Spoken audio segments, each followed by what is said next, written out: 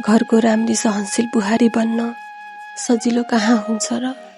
वचन सुन्ने बेला लाटो बन्नु पर्यो।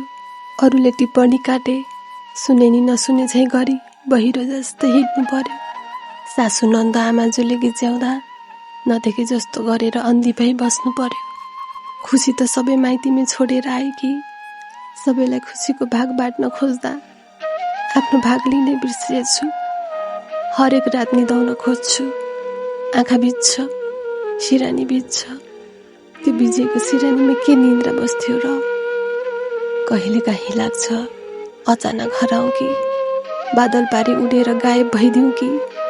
तर जसँग सम्झना आउँछ त्यो सानो बच्चाको के दोष, सन्तानको के दोष।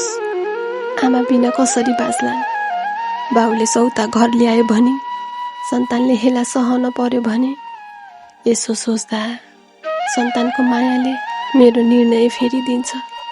मनभित्र धेरै टलमल आगो बल्छ, धेरै शब्दहरू थन्किन्छन् जुन बयानै गर्न सक्दैन। कहिले काहीँ त भित्रकै आवाज सोध्छ, बुहारी भएर मात्र किन अस्तित्व मेटिनु पर्छ। के मेरो नाम, मेरो सपना, मेरो पहिचान यो घरको ढोका बाहिर छोडिनु पर्छ।